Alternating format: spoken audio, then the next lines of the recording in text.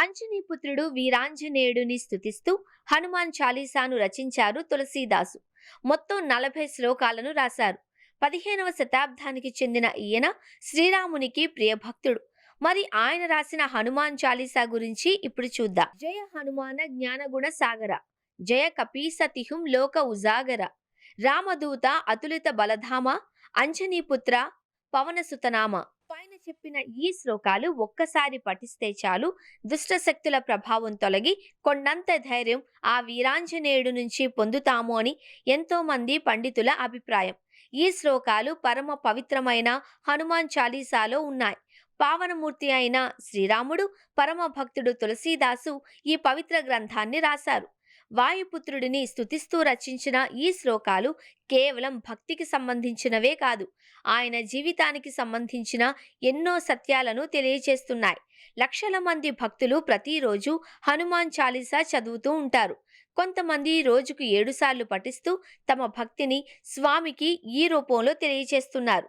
మరి ఈ పవిత్రమైన హనుమాన్ చాలీసా గురించి మీరు తెలుసుకోవాల్సిన విషయాలేంటో ఇప్పుడు చూద్దాం. పరమ పావనమైన రామాయణం రచించిన వాల్మీకి తరువాతి జన్మలో తులసీదాస్గా అవతరించారు అని చాలా మంది అభిప్రాయపడుతున్నారు.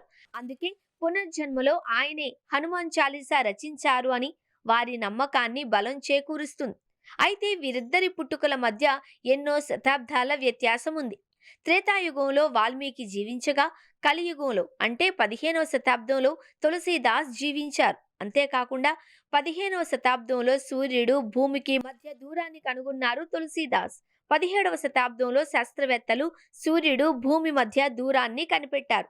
తులసీదాస్ తన జీవితంలో చాలా ఏళ్ల పాటు వారణాసిలో జీవించారు. అక్కడే ఆయన శ్రీరాముని బంటు హనుమంతుడిని దర్శించుకున్నట్లు భక్తుల నమ్మకం. అందుకు గుర్తుగానే వారణాసిలో సంకటమోచన దేవాలయాన్ని తులసీదాస్ నిర్మించినట్లు నమ్ముతున్నారు. ఇప్పుడున్న ఆ ఆలయ ప్రాంగణంలోనే తులసీదాసు హనుమంతుడిని ప్రత్యక్షంగా దర్శించుకున్నారట. నిత్యం హనుమాన్ చాలీసాను చదివితే పీడ, చెడు ప్రభావాలు తొలగి సమస్యలను ఎదిరించే శక్తి, ప్రశాంతత కలుగుతుంది.